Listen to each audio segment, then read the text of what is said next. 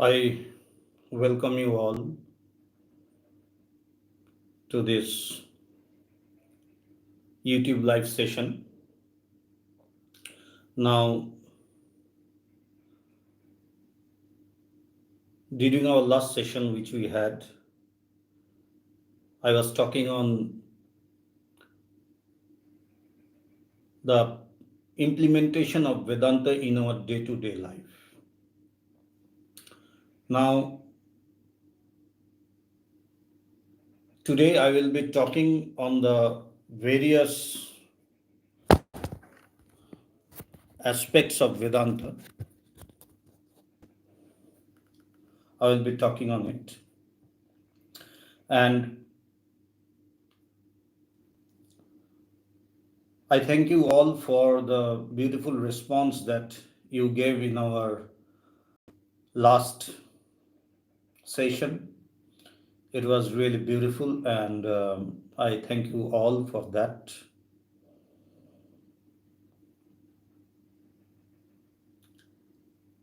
Today, I would like to begin with what actually Vedanta says, not just in the philosophical way or the philosophical term, but what it actually does in our life, and how do we feel it? How do we grasp it? How do we feel it? I will be talking on this aspect. And I again welcome you all to this session. So, Vedanta is said to be the voice of freedom. It is actually the voice of freedom which is within us. Now, if we see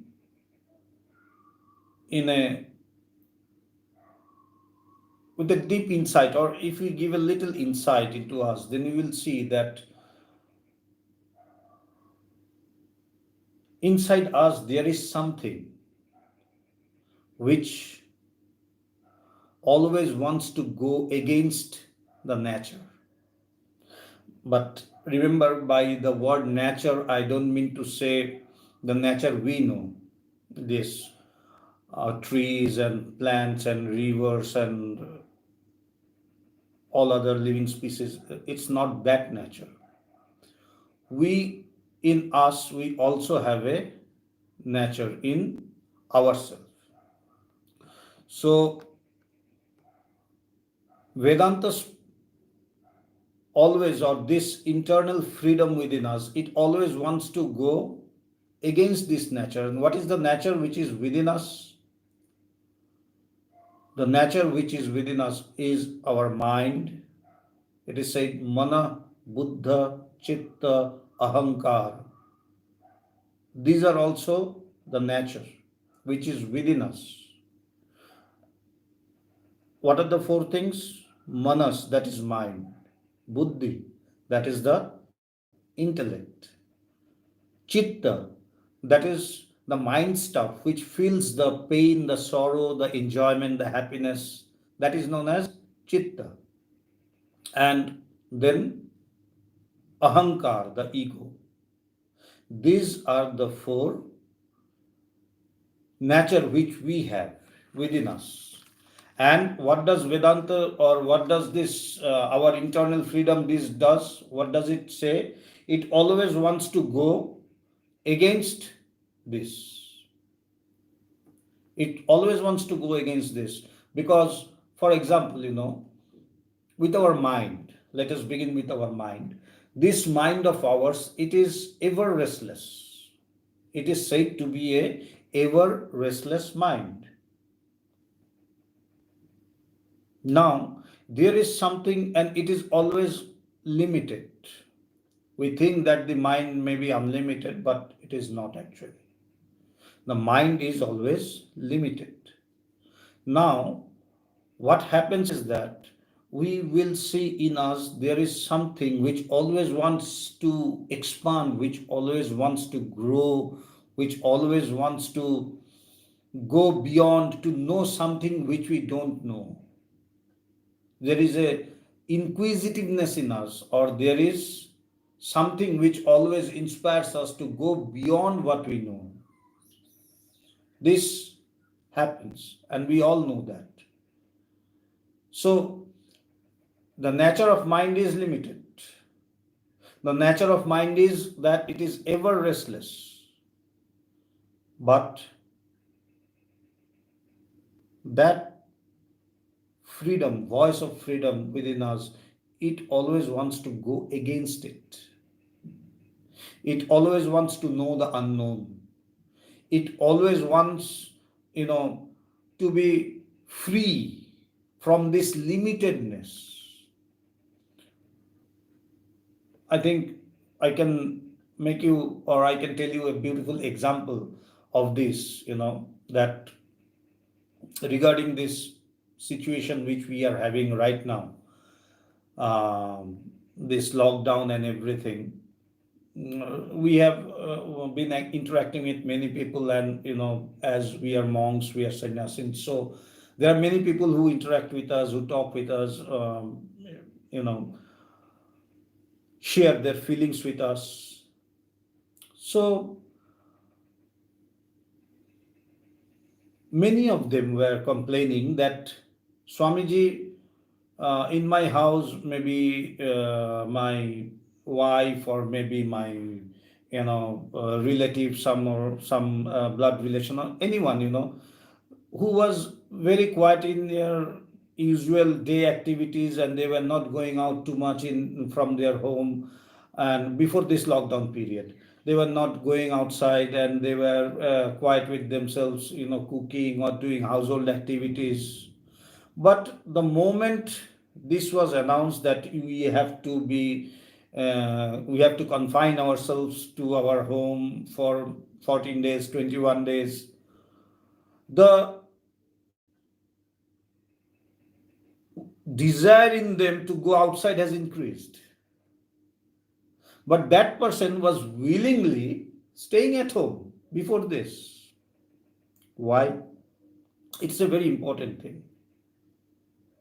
Many have said, this is because when I was not going out of my house, when I was not going outside before the lockdown, it was my own decision. I decided it. It was my desire not to go outside. But the moment it was decided by someone else that I am not allowed to go outside, my mind revolted. And it wants to go outside. This is the mind, and this is the freedom that we have. The desire to be free. It is beautifully said, that everywhere we have a solution in the question itself. For example, when in an examination or hall, or in the question paper, the questions are given. So what happens is that the question is given from a certain page of a book, from a certain paragraph of the chapter. Now, what happens?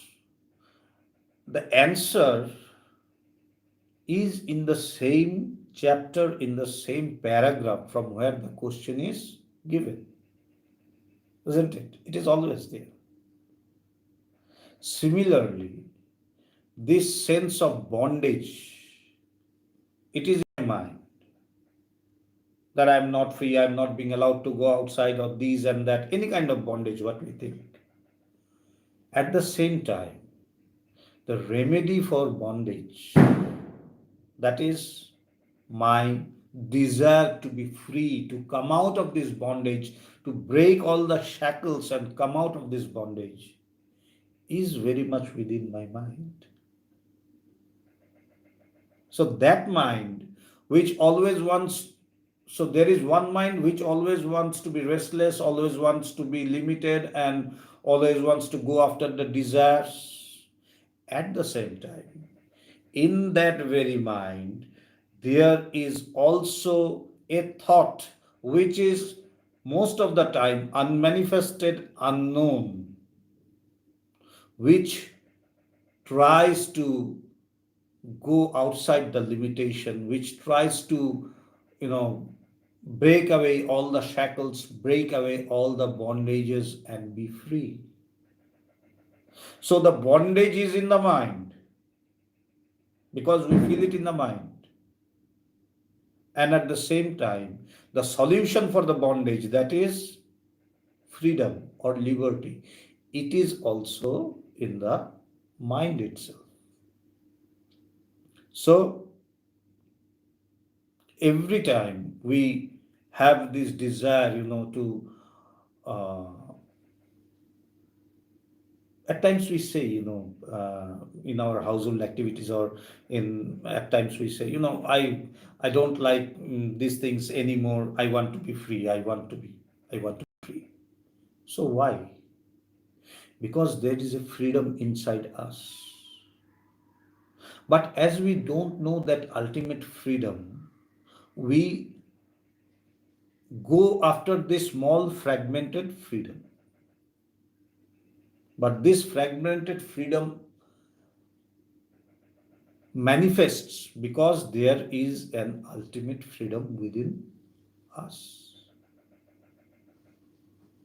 So, this sense of freedom, this sense of getting liberated, this sense of coming out of the bondages of our mind is what Vedanta says, or Vedanta knocks there. Vedanta bombards that, potential urge of getting free. There is a very beautiful saying, that in the Bible, that knock at the door and the door will surely open unto you. That means there is a door and the door can also be opened. What does Vedanta do? Time and again, it knocks there on the door. Time and again, it knocks there on the door. Time and again. That is, our mind wants to be free from all sort of shackles, all sort of chains. It wants to be free. So Vedanta is this voice of freedom which is within us. Now, why do we want to be free? What will be the use? These are the sort of questions that we actually always ask ourselves, because why? Okay, this is what it is there, but why? Why shall I go after freedom? Why shall I go to myself, cross all the limits of my mind and everything? Why?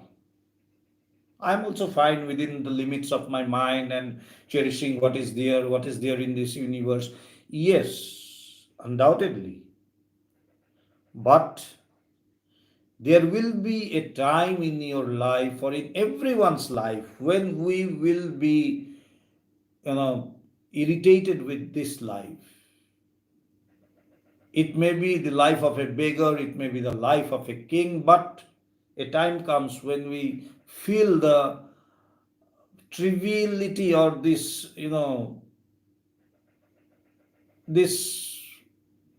life to be very meaningless. That why for, what is the use of this? We ask, and we have to go for it because we are bound to do so. It is our nature. Vedanta says that in your real nature you are ever free and ever divine. So it is our nature that we are free. So we cannot help but pursue this liberation, but pursue these salvations. We cannot help it. It will come. It must come today or tomorrow. The sooner, the better. Now, what happens is that after we know this, after we know, and as every subject has a grammar in itself, there is also a grammar in Vedanta. And what is the grammar, what is it, how it is said, that, like as I said, that even if it is a beggar or if one be a king, this sense of liberation, this sense of getting, there is another thing, this being immortal. Nobody wants to die. No one. You try to kill an ant, just crush it, it's just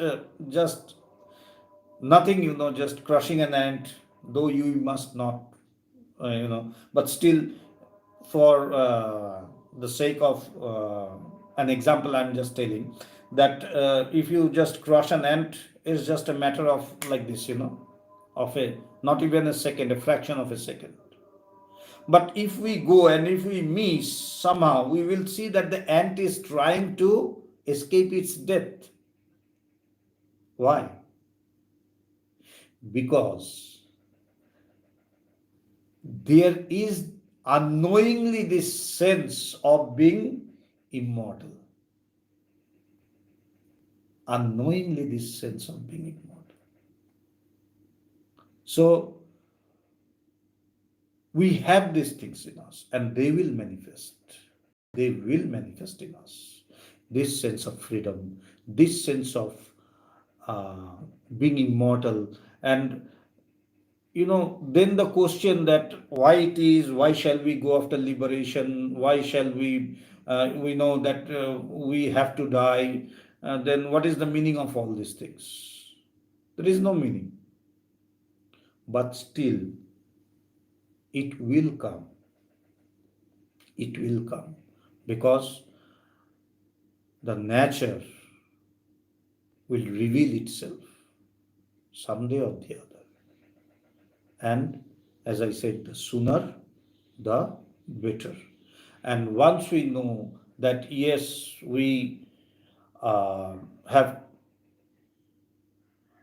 a target in our life, we all have, almost every one of us have a target, being in any profession or in anything, we want to be a doctor or an engineer or a businessman or anything.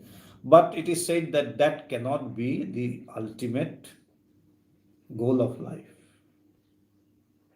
because even after achieving our dreams, we cannot be satisfied.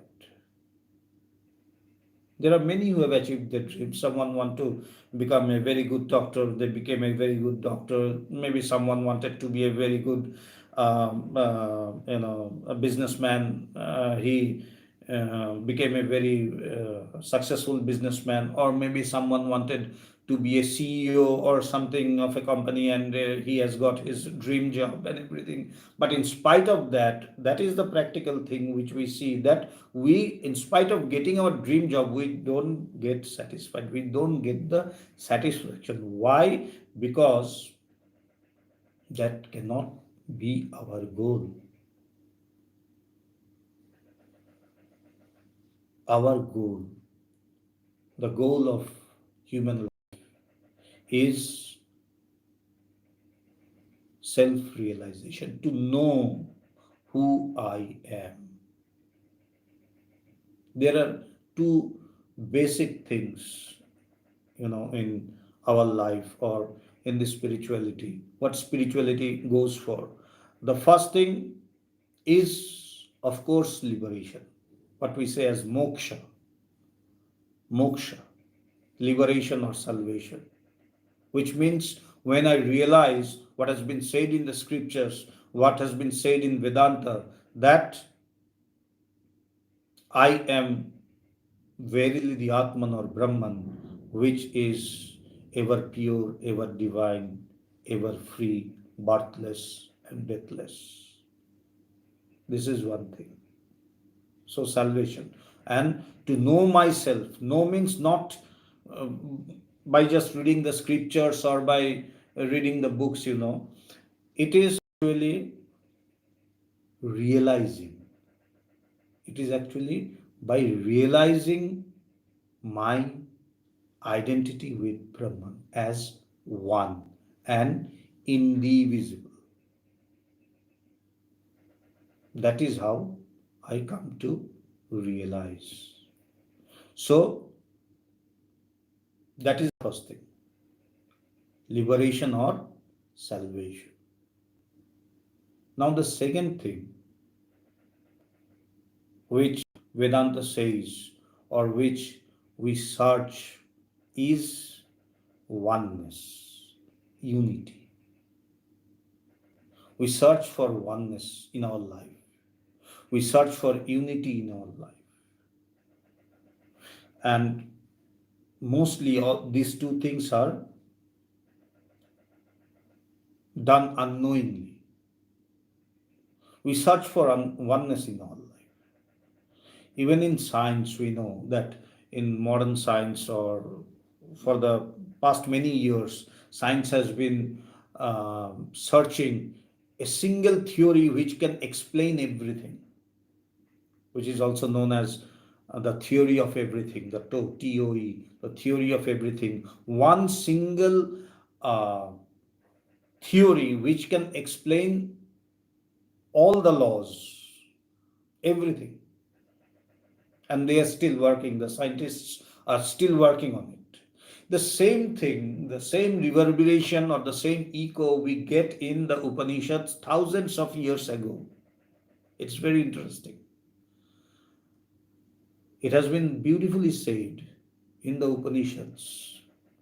And the Upanishads, they're so beautiful. They are a, it's not a monologue, it's a dialogue, it's a conversation.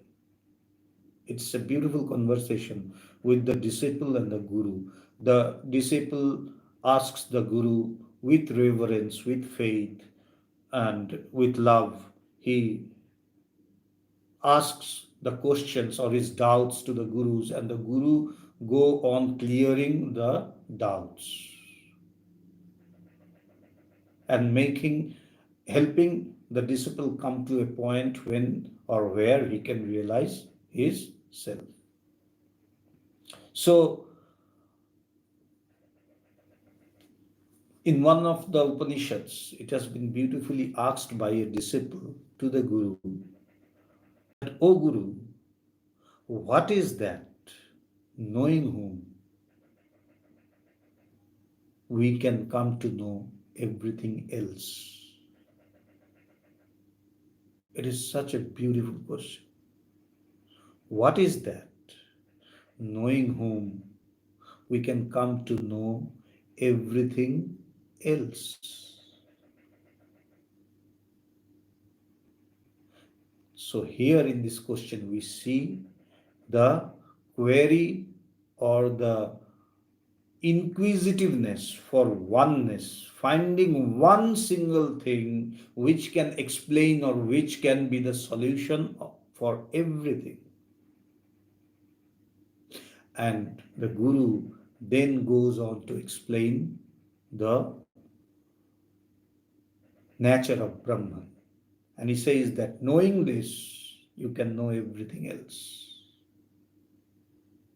Once you know Brahman as yourself, as one with your identity, you identify Brahman as yourself, one and indivisible, you come to know everything else of this universe. So, Vedanta speaks of this unity, this wonderful unity, this wonderful oneness of the individual self with the Supreme Self, of the individual consciousness with the Supreme or the cosmic consciousness. It says that in reality we are, and whatever we see, all the differences, whatever we see, are but apparent things. They are not real. Like as in science nowadays, they are telling that the world, the way we see the world is not correct. It is not the reality. And that can be, very logically said. That can be said with, means you don't have to think much about that. Because, for example, to me, this world is something. It seems something.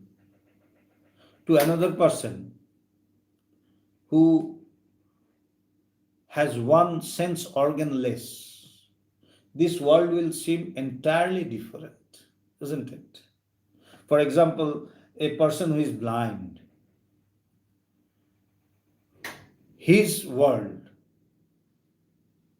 and the world of a person whose all the sense organs are okay,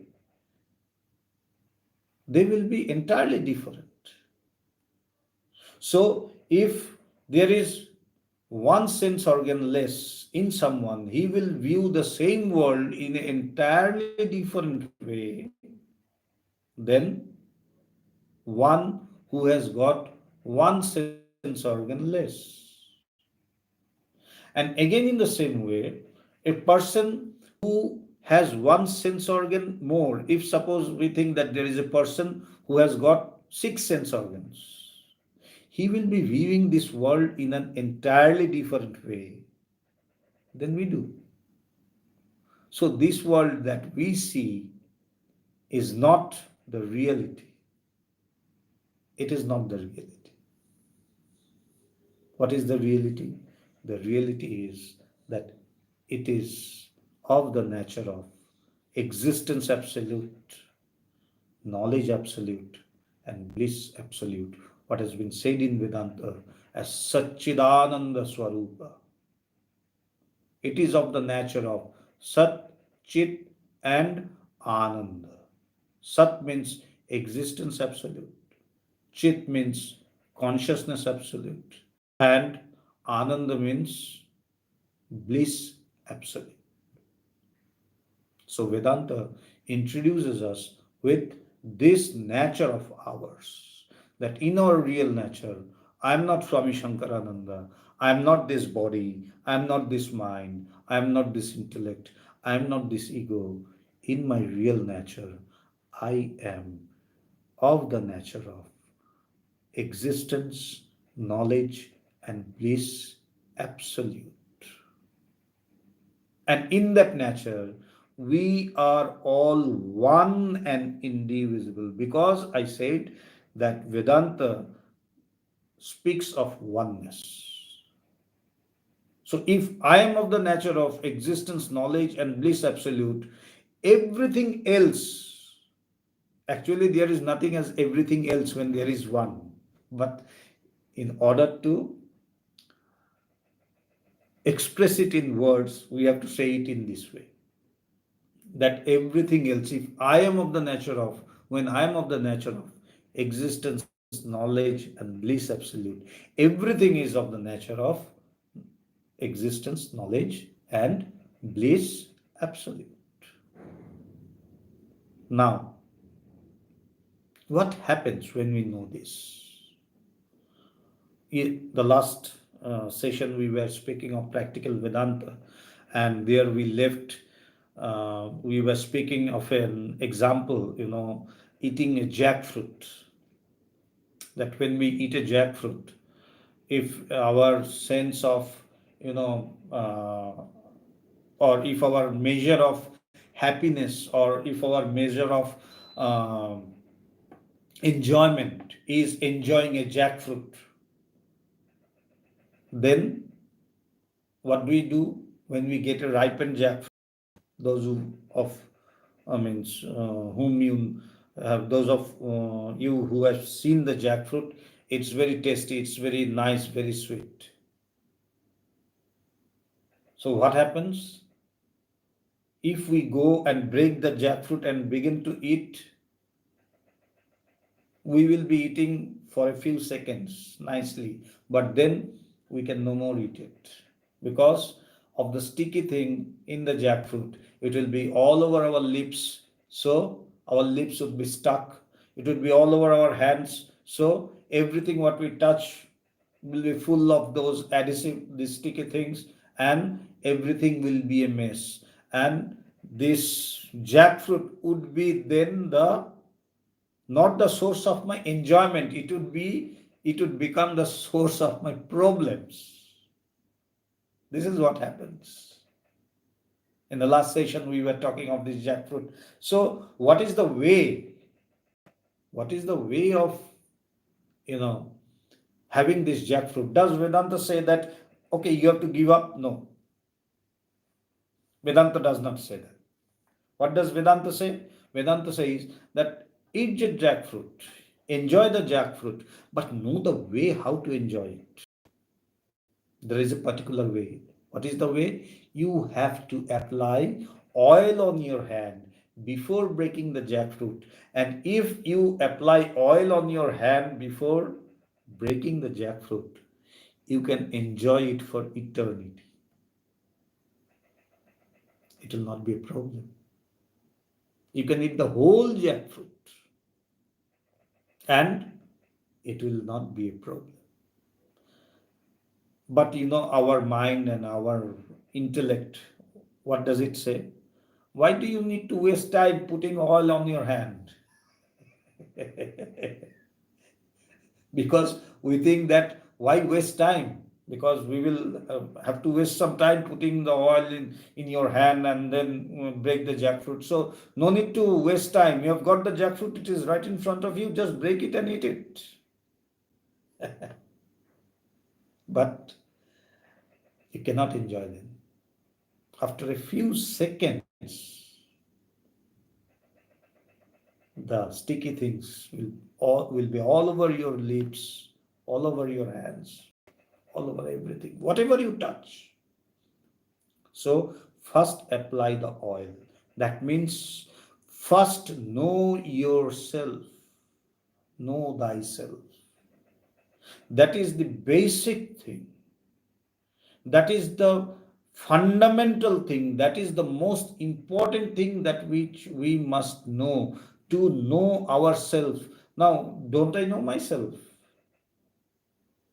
No. It is said that I know myself in a general way. General way means I'm Swami Sankarananda. I'm a sannyasi. I belong to the I'm a sannyasi of the International Vedanta Society. This and that. But this is not my exact identity. This is not my real identity. This is a general identity. I know myself generally. In order to know myself spatially, I have to know the real nature of myself. Who am I?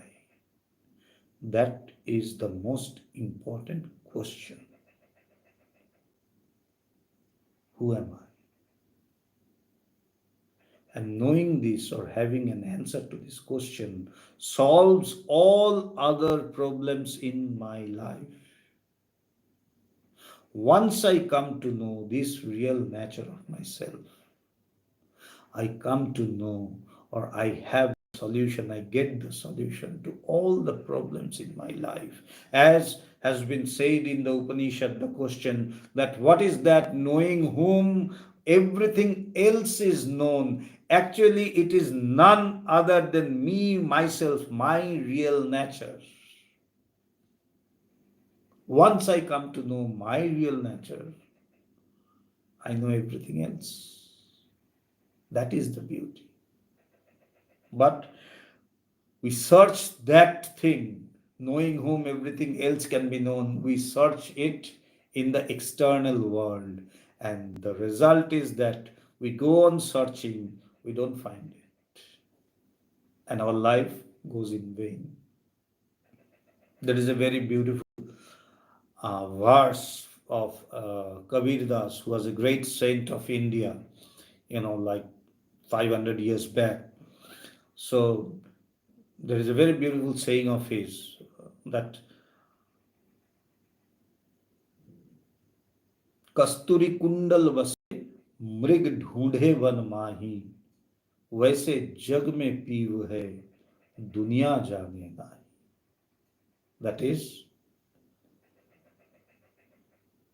Kasturi, the mask deer, that deer whose navel, when it ripens, there is a very beautiful and a sweet smell, and it, that fragrance, that smell, it goes out everywhere, and it is so sweet, so beautiful that the deer itself becomes mad in it, and it begins searching the source of that smell. It begins to search the source of that smell.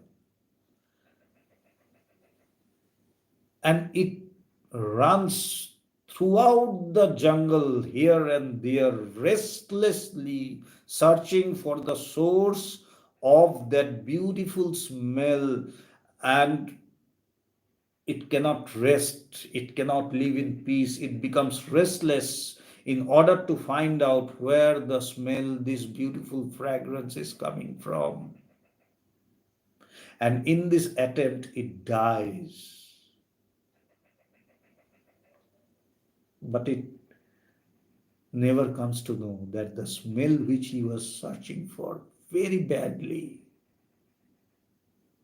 was coming from within itself. Similarly, this eternal peace, eternal freedom, it is within me. I search for this freedom, I search for this peace everywhere externally, from here to there, from there to there, from one place to another, running and running and running and running. But I don't get it. And at the end of the day, I just pass away. Of this eternal bliss, know the source of this eternal freedom. And then wherever you go, you will not only solve the solution of your life, you will help others solve the solution of their lives. Else, your life will become the biggest the problem of your life. Your own life will become the biggest problem of yours if you don't know yourself. If you know yourself, then what happens? Then you can not only solve your problem for once and all, you can help others to solve. So the first thing is, know thyself. Know this voice of freedom which is ever going on within you, eternally. And then do whatever you like. You will not become a problem for yourself. You will not become a problem for others. Else, you will be a problem for yourself. You will be a problem for others. So, don't be a problem. One who knows himself, he becomes an asset, cream of the society. So, become an asset. Don't become a liability. Because it's not just because he solves the problem, and the problem doesn't mean the household problems, This urge to get peace, this urge to get happiness, this urge to be free. And that is why he says very beautifully that you see, I'm excess. I am excess. I'm excess with my life. I'm excess with my peace. I'm excess with my happiness. I'm excess with everything. So on one hand we have one who has been satisfied with his life, satisfied with himself, and he says that he is not only satisfied, he is in excess. And he tells us time and again that, see, I'm overflowing, my peace, my love, my everything is overflowing. You can collect as much you want. And on the other hand, without knowing myself, I can be a problem. So it is up to me what I want. Do I want to be an asset who has solved his own problem and helps others? Or I want to become a problem for myself and for others? This is what I need to choose. This is what I need to choose. But unfortunately, at the beginning, we always like to go for pleasure. In one of the Upanishads, Kathopanishads, it has been beautifully said that in man there are two things. Shreyascha preyascha manushya metasto samparitya vivinakti dhira. That is, there are two things or two faculties which come in men or which are there in men. The first thing is the sense of pleasure. I like to pursue pleasure, what I like. I want to pursue it. And the second is that which is beneficial for me. And the irony is that which is pleasurable attracts me. Of course, that will attract us. So that attracts me, but at the end, the consequence of pursuing pleasurable is inevitably death. And the consequence of pursuing or following the path of beneficial is immortality, is peace, is bliss. But at the beginning, the path like tasting a bitter medicine whose consequences are beautiful. It gives wonderful result. But when you taste it at the beginning, it's bitter. So we don't like to taste it. We don't like to take it. What do we want? We like to go after the pleasurable, which is very sweet. But unfortunately, whose consequence is death. So that is why it is said that one who takes up or one who observes patiently and who is wise, whose intellect is pure, what does he do? He will discriminate between the two very nicely. He will have a keen observation for the two very nicely. And at the end, he will take up the beneficial one and leave the pleasurable one, because the pure mind or the pure intellect knows that I have to see the consequence. Going after the pleasurable is, of course, very beautiful, but it is very fragile.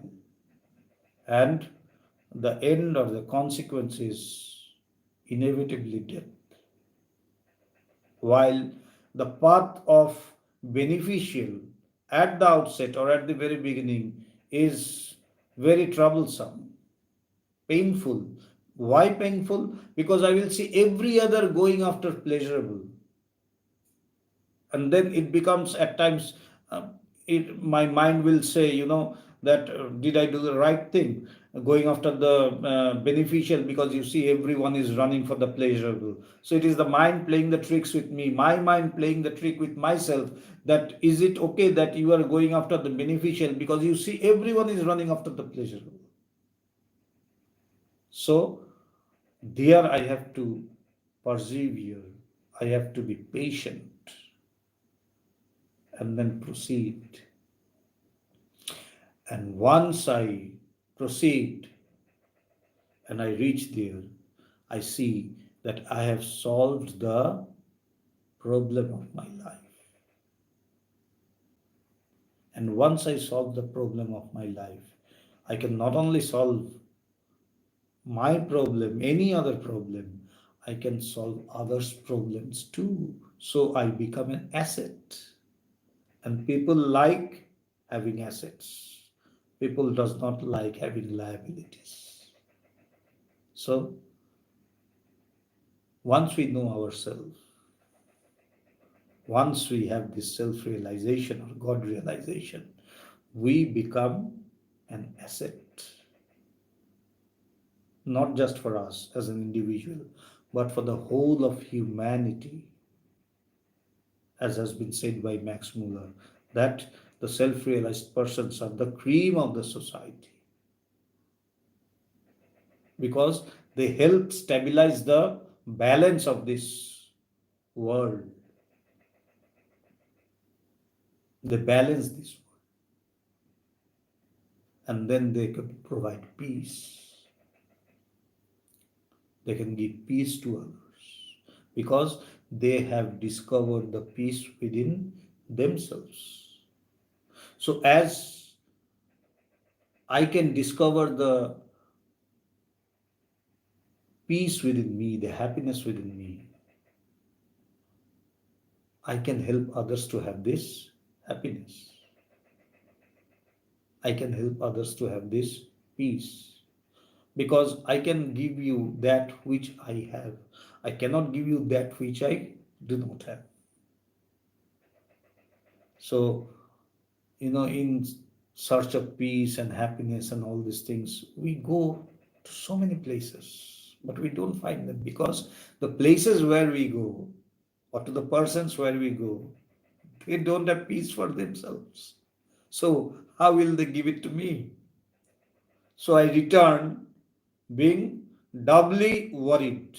I was worried with my own things, and then I went to someone, had a talk or a chat for like half an hour or 1 hour, and I come back and I am doubly worried, because my worry and then the worry for of him, or her. My troubles and that person's trouble, they get double. So first solve the problem of your own life. Know that, knowing whom everything else is known. Become an asset. And then you will see, you can enjoy this world. In our last session, we said that Vedanta is a very beautiful subject, which is very much practical, very, very much practical. We have a very wrong notion or a wrong idea about Vedanta and all other things, spiritual things, that coming to the path of spirituality gives up everything, and we get afraid. We are afraid whenever we hear, especially a youngster or a youth, when he or she will hear, oh, there is a Swamiji coming or a monk coming to your house, or your mother is going to take you to that Swamiji, or they are afraid. Why? The very first thing is that they think, what comes to their mind is that, oh, I'm going there, and then the person will tell me to give up this, give up that, don't eat this, don't eat that. So we don't want these things. No. Vedanta is a way of life. Vedanta is a way of life. Know it. Have a proper, just not idea, a proper knowledge. A proper knowledge of it. Then you will see that how beautiful it is and how practical it is. In the last session, We spoke about some practical aspects of Vedanta. I would like to conclude today's session with another such practical thing, that what happens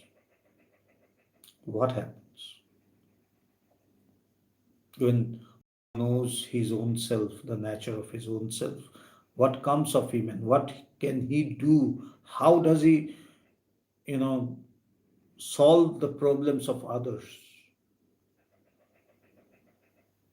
We all know about Lord Buddha. So many of us must be knowing this story, but still I tell it because it's really a wonderful story and it has got a deep meaning. Everything depends on how we see. So a widow mother came to Buddha. Buddha was quiet and calm, as he is always. So sitting under the banyan tree, giving sermons to his disciples and devotees. So a widow lady, she came running and he placed his son at the feet of Buddha and he said that,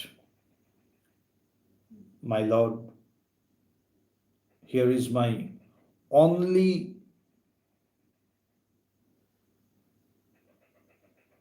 refuge or my only son, a widow mother, losing her only child, gone through.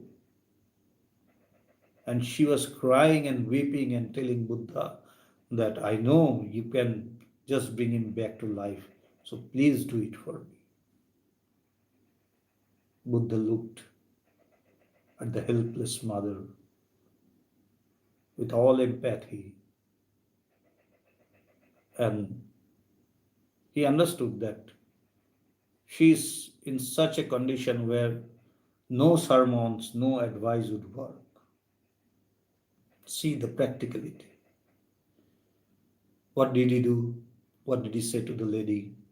He said, Mother, I would wake, I would bring back your son to life. But before that, I need one thing. She said, ask for anything. A handful of grains from a house where death has not entered. The lady could not understand the meaning because she was mad, weeping bitterly, crying for her child. She said, I will just return in a few minutes. I'm just going and coming. She went to the town and knocked the very first door which she got. That person said, yes, sure. Then the lady said that, but one thing, did anyone in your house die? The person said, yes. My brother died. My father died. She said, no, then that will be of no use to me. She left that house, went to another house. Again, she knocked. There was a response. A person came, opened the door, and she asked the same thing. Can you give me a handful of grains? When the person was about to give, she said, no, then the grain will be of no use. She left that house. She went to the third, and then to the fourth, and then to the fifth, and then to each and every possible house she could knock. She was having the same reply that, yes, death has entered our house. And gradually she was coming to know the truth, the hard fact of life. At the end of the day, when she could not find any house, one single house where death did not enter, she came back. And when she was coming back, she was quiet and calm. The first time when she came to Buddha, she was weeping and wailing, and she was restless and she was mad.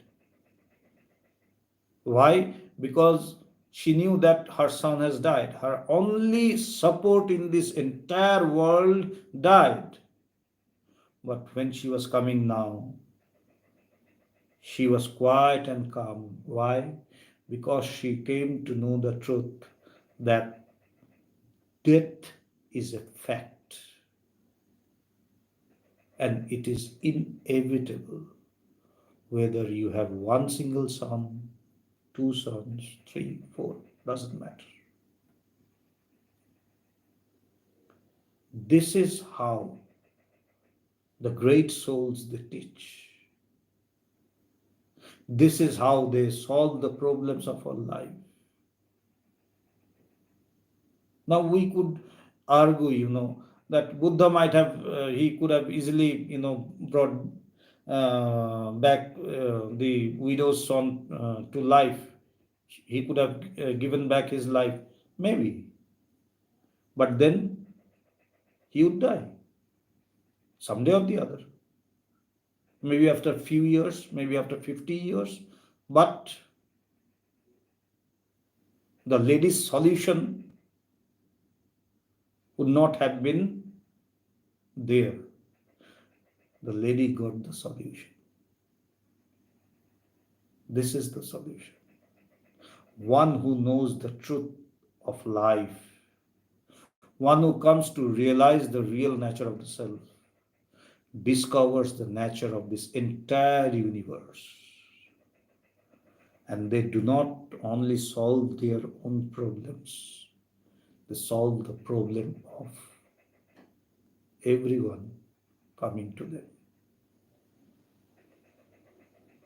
I hope you have all enjoyed this session, but it's not for enjoyment, I tell you, because Vedanta, of course, enjoyment is a part of that, but Vedanta is a subject to be contemplated upon, to thought, to think upon, to churn and make out or bring out the essence, to bring out the essence of life, to know it, to realize it, and to enjoy life in the perfect way. Thank you once again. Thank you, one and all, for being with us in this session. We will again meet when in our next session. Thank you. Thank you.